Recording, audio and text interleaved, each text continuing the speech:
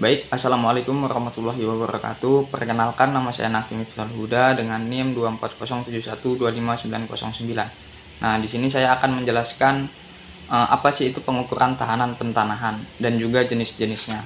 Nah, apa sih itu pentanahan? Pentanahan itu adalah membuat sambungan baik disengaja ataupun tidak disengaja antara peralatan listrik dengan tanah. Nah, sambungan yang dibuat tadi itu harus memiliki hambatan yang kecil, biasanya bernilai dari 0 sampai 5 ohm. Nah, kenapa sih harus kecil? Karena guna dari sambungan tadi adalah untuk mengalirkan gelombang listrik dan transient voltage. Pengukuran pentanahan ini memastikan bahwa sambungan yang kita buat tadi itu bekerja dengan baik. Jika tidak bekerja dengan baik, maka bisa dinyatakan bahwa sistem yang kita buat tadi gagal. Nah, mengapa perlu sih pentahanan ini? Nah, jadi guna pentahanan ini sangat krusial ya, yaitu untuk melindungi manusia dan peralatan dari sentakan listrik. Biasanya itu bersumber dari petir, electrical faults, fuse, breaker, atau sebagainya, dan radio frekuensi dan static discharge. Nah, mengapa perlu pentanahan? Menurut estimasi, setidaknya itu 15% masalah kualitas daya itu berhubungan dengan pentanahan. Misalnya harmonik, power factor, dan lain sebagainya. Sambaran petir pada peralatan dengan sistem pentanahan yang buruk akan menghancurkan jutaan rupiah peralatan yang akan berimbas pada hasil produksi setiap tahun. Dengan melakukan pengujian atau pengukuran secara berkala, maka ini membantu atau mencegah situasi berbahaya yang mungkin akan terjadi. Nah, mengapa perlu dilakukan secara berkala? Karena seiring waktu, nilai pada hambatan tanah itu berkurang. Karena dari faktor kelembapan yang tinggi, kandungan garam yang tinggi, dan suhu tinggi itu dapat menurunkan nilai resistansi pentanahan pada batang tembaga. Jadi perlu pengukuran secara berkala, minimal itu setahun sekali. Jika terjadi peningkatan nilai resistansi di atas 20%, maka kita harus memperbaikinya dengan menambah batang tembaga atau mengganti batang tembaga tadi.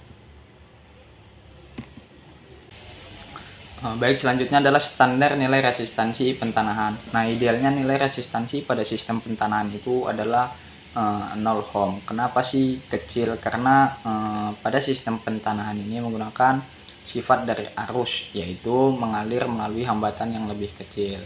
Jadi, jika sistem yang kita buat itu nilai hambatannya 0 ohm, dan alat-alat pengukuran itu lebih dari 0 ohm, maka arus atau lonjakan arus tadi dari sambaran petir atau radio frekuensi tadi bisa lewat melalui sistem pentahanan yang kita buat, bukan melalui alat. Jadi tidak berpengaruh ke alat atau tidak merusak alat yang kita gunakan.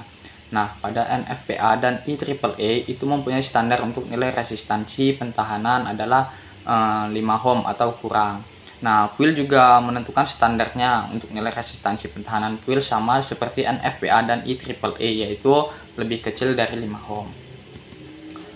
Nah, selanjutnya adalah apa aja sih yang mempengaruhi resistansi pentanahan. Yang pertama itu ada panjang atau kedalaman pemasangan elektroda ke tanah.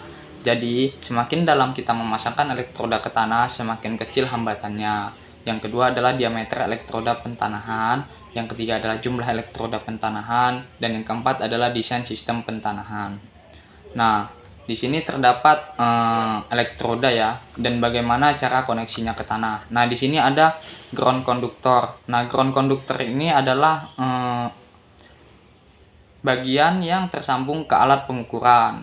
Nah, yang kedua ini adalah connection between the ground conductor and the ground electroda. Nah, di sini adalah yang menyambungkan antara ground conductor dan ground elektroda. Dan ground elektroda ini adalah yang menancap ke tanah atau yang masuk ke dalam tanah. Nah, selanjutnya adalah tipe sistem pentanahan.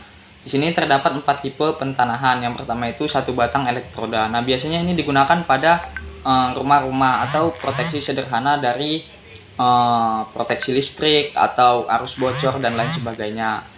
Yang kedua ada elektroda plat. Nah, biasanya elektroda plat ini efektifnya digunakan pada daerah yang memiliki batuan pada lapisan tanahnya. Yang ketiga itu adalah sekelompok elektroda. Nah, sekelompok elektroda ini biasanya digunakan untuk proteksi dari sambaran petir pada bangunan-bangunan besar dan daerah substation atau BTS. Nah, yang terakhir itu adalah elektroda mesh. Nah, elektroda mesh ini digunakan biasanya pada gardu induk yang memiliki tegangan besar. Jadi, menggunakan tipe pentanahan elektroda mesh. Nah, di sini ada tujuan dari pengukuran pentahanan dengan metode resistivity. Nah, tujuan pengukuran dengan metode resistansi adalah untuk menghitung efektivitas material tanah untuk mengalirkan arus di mana pentanahan akan dipasang. Nah, nilai pengukuran resistansi tanah akan menentukan desain sistem pentanahannya. Dari hasil pengukuran nilai resistansi RE, resistivity tanah dapat dihitung.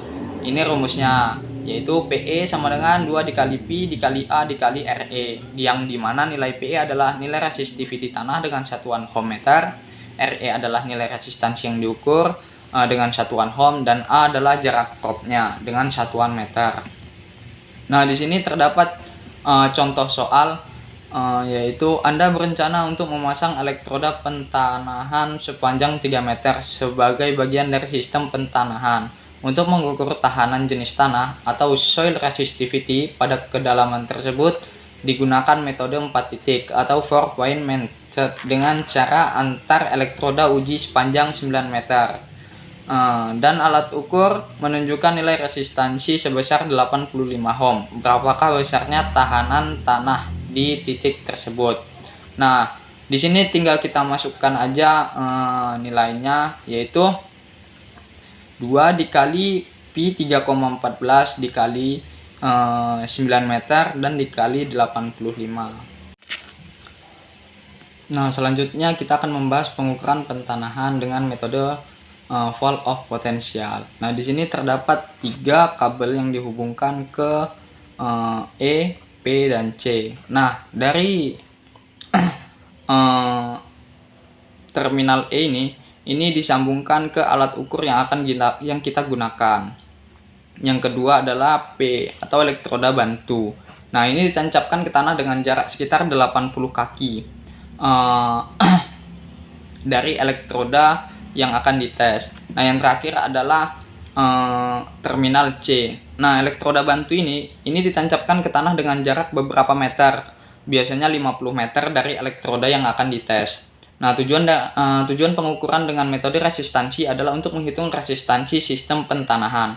Alat ini membandingkan tegangan pada kumparan tegangan, yaitu terminal P dan E, dengan arus yang mengalir dari kumparan arus dari terminal C dan E, sehingga diperoleh nilai resistansi sistem pentanahan sebesar RPE sama dengan V per I. Nah, di sini pada metode Volt of Potential ini menggunakan hukum Ohm, yang dimana nilai R itu sama dengan V per I.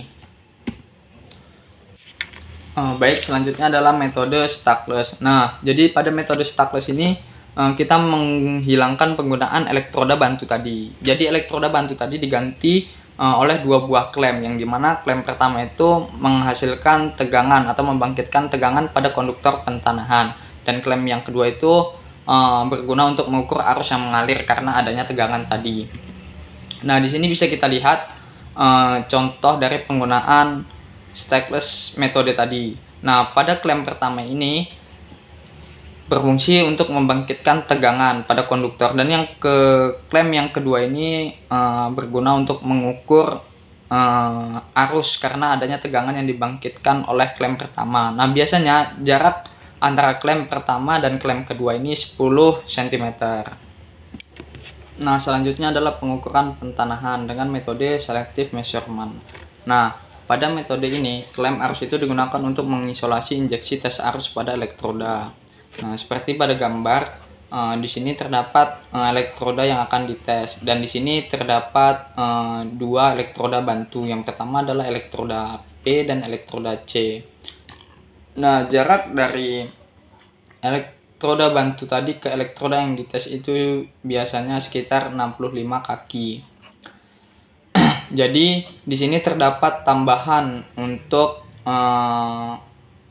menginjeksi arus dan akan diukur oleh terminal E. Nah, keuntungan yang didapat jika menggunakan metode selective measurement ini adalah elektroda pentahanan dapat diukur atau dites tanpa mematikan daya. Yang kedua, multiple elektroda dapat diukur dengan cepat dan sederhana. Nah, di sini terdapat ilustrasi jika menggunakan metode selective measurement tadi. Ini alat yang akan diukur, dan ini adalah clamper untuk mengukur yang terhubung ke terminal E, dan 2 ini adalah elektroda bantu yang ditancapkan ke tanah. Baik, jadi kesimpulan yang dapat kita ambil di sini adalah bahwa sistem pentanahan itu sangat penting, dan sistem pentanahan tidak bisa dibiarkan begitu saja. Sistem pentanahan harus dicek secara berkala menggunakan beberapa metode tadi, seperti resistivity, fall of potential, selective measurement, dan lain sebagainya. Mungkin itu saja yang dapat saya sampaikan. Saya akhiri. Wassalamualaikum warahmatullahi wabarakatuh.